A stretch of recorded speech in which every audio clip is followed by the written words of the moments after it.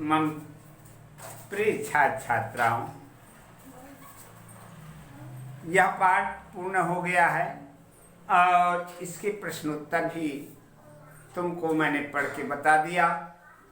ये प्रश्नोत्तर पाठ के आगे जितने भी प्रश्न हैं इन सबको पुस्तक तुम्हारे पास है और मैंने समझा दिया इस पाठ को, इसलिए इसके सभी प्रश्न तुमको करने हैं बेटा, याद रखो। भाषा के बारे में इसको मैं तुम्हें बतला दे रहा हूं। देखो, पृष्ठ क्रमांक निकाल लो अपनी पुस्तक के 81। हाँ, भाषा के बारे में पाठ में आए इन मुहावरों और लोकोक्ति के अर्थ लिख करके उनका प्रयोग अपने वाक्यों में कीजिए। देखो, का बाप शेर है तो बेटा सवा शेर।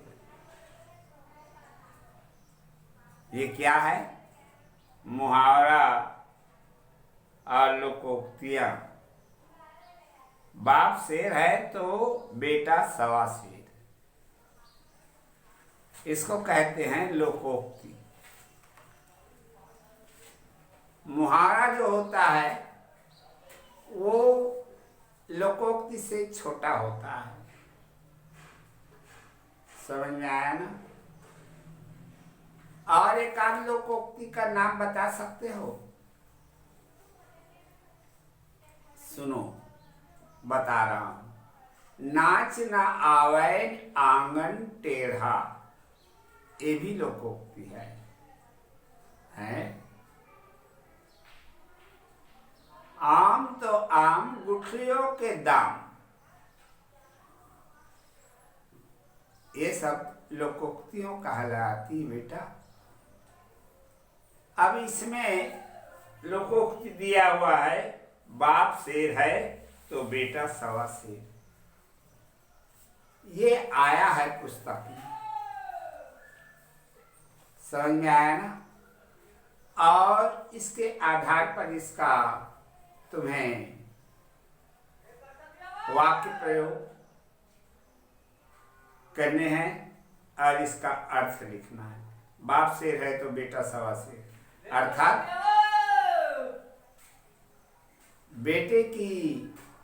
बेटा जो है पिता से भी अधिक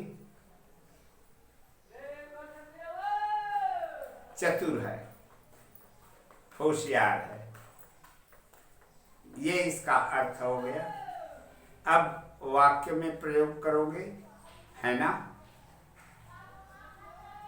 ऐसे वाक्यों के लिए 2-3 वाक्य लिखने के बाद ही इसका अर्थ स्पष्ट होता है। समझ में आया ना? तो इसको बनाना है। खीसे निपूर्णा। खीसे निपूर्णा माने दांत दिखाना या उपहास करना, खिल्ली उड़ाना, ये खीसे निपूर्णा होता है। ये है मुहावरा, ये लोकोक्ति नहीं है बेटा। तो इसका भी वाक्य प्रयोग बनाओगे। कांटों में घसीटना। कांटों में घसीटना का मतलब होता है कष्ट देना।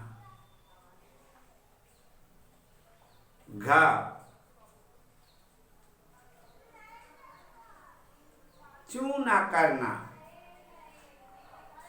चूना करना मतलब चुप रह जाना, कुछ नहीं बोल सकना, चूना करना।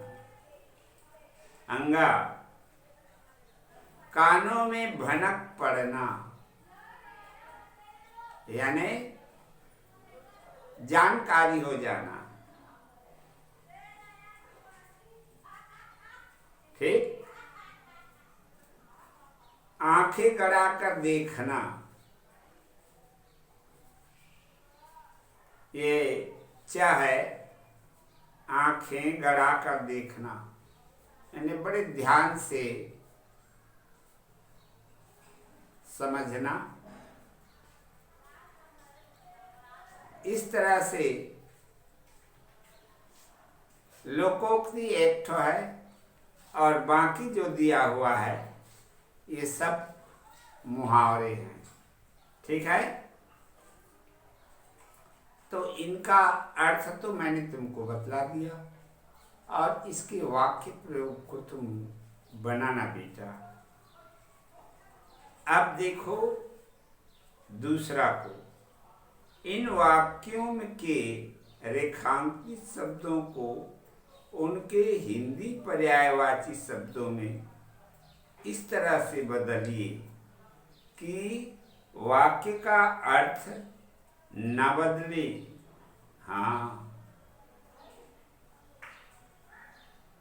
प्रश्न को समझो क्या कहता है। इन वाक्यों के रेखांकित शब्दों को उनके हिंदी पर्यायवाची शब्दों में इस तरह से बदलिए कि वाक्य का अर्थ ना बदले। पर्यायवाची डालना है और इस तरह से इस वाक्य का पुनरावृत्ति करना है, फिर से लिखना है। का तुम्हारी बेवकूफी से सारी मेहनत बेकार न हो जाए।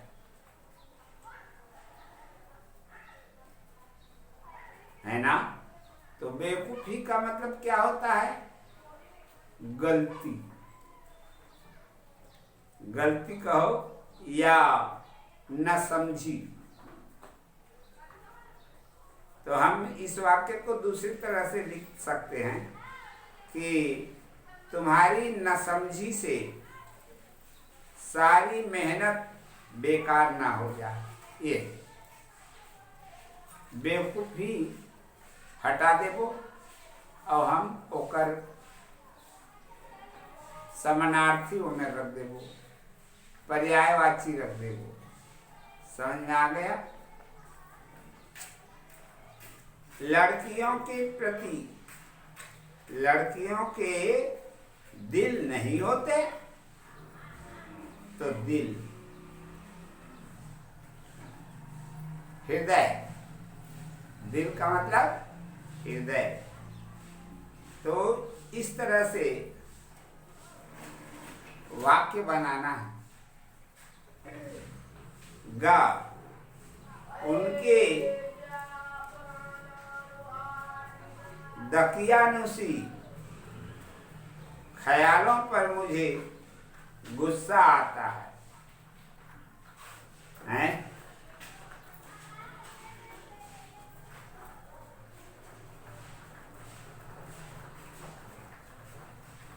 घा उसकी हंसी सिसकियों में तब्दील हो जाती है।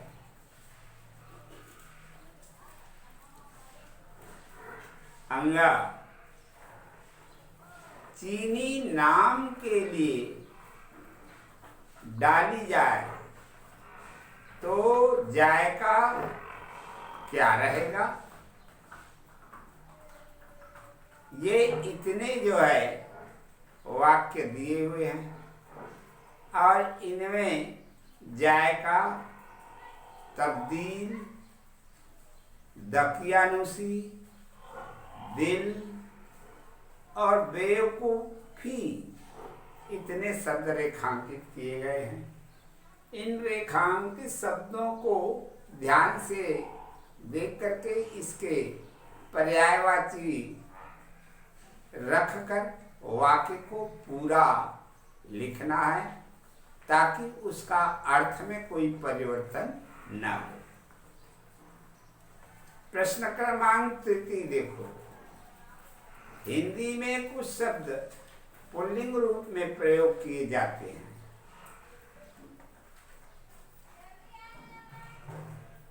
हिंदी में कुछ शब्द क्या है? पुल्लिंग रूप में प्रयोग किए जाते हैं, किंतु उनके पर्यायवाची उर्दू शब्द स्त्रीलिंग रूप में है। जैसे इस तालिका में देखो बता रहा है हिंदी पुल्लिंग, उर्दू स्त्रीलिंग। मार्ग, मार्ग हिंदी शब्द है और राह जो शब्द है वो हमारी मातृभाषा हिंदी की शब्द नहीं है, वो है उर्दू की। विलंब, विलंब का क्या होगा? दे।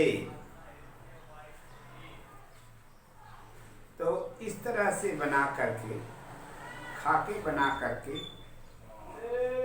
इसके शेष जो रख दिया है क्या?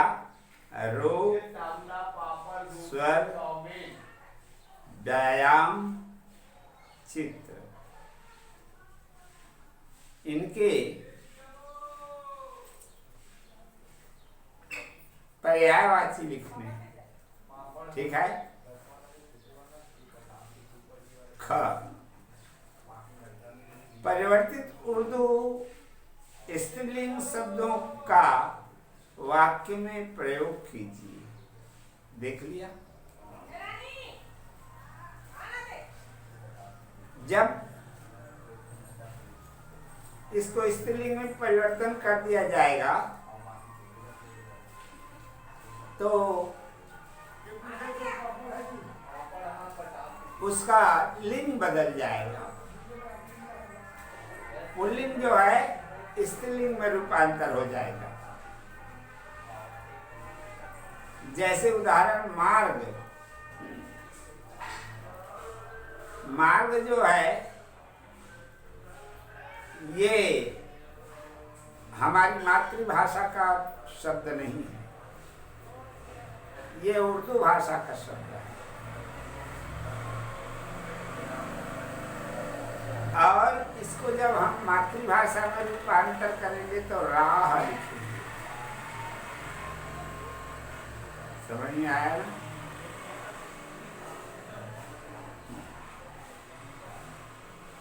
विलंब, देर, रोग, स्वर, व्यायाम, चित्र, इन शब्दों की जो है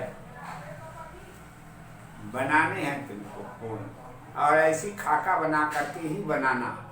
बहुत अच्छा समझा दिया है। अब उसके बाद देखो बेटा ख दिया है, परिवर्तित उर्दू स्त्रीलिंग शब्दों का वाक्य में प्रयोग कीजिए। देख लिए, जब परिवर्तन कर दोगे तो उन शब्दों का वाक्य प्रयोग भी लिखने हैं, याद रखना।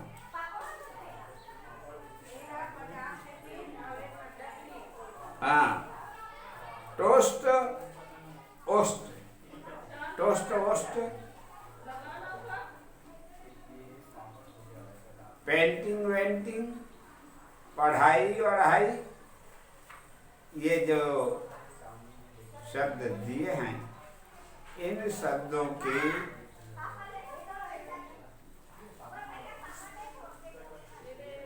वाक्य प्रयोग करने हैं। शब्दों की इस तरह से युग्म में पहला शब्द सार्थक होता है और दूसरा निरर्थक। इन शब्दों में निरर्थक शब्द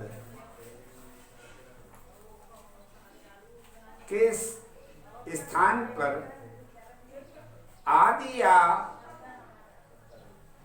वगैरह लिखने से भी शब्दों के अर्थ में कोई बदलाव नहीं होता। जैसे टोस्ट वगैरह,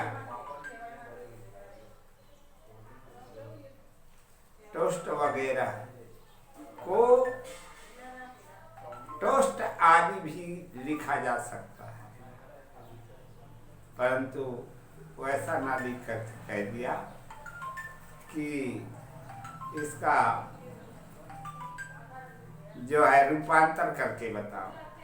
समझ में आ गया? हाँ, अपनी बातचीत के आमतौर पर प्रयोग में आने वाले 20 पैसे में शब्दों को 20 ऐसे ही शब्दों को लिखिए। पैसे है, पैसे नहीं बेटा, ऐसे शब्दों को लिखने हैं। अंतिम पंचम देखो, नीचे एक बाल नाटिका के कुछ संवाद दिए गए हैं। खिलाड़ियों के दो दल के बीच संवाद हो रहा है। दल एक के कथन पूरे पूरे दिए गए हैं, किंतु दल दो के कथन नहीं दिए गए हैं।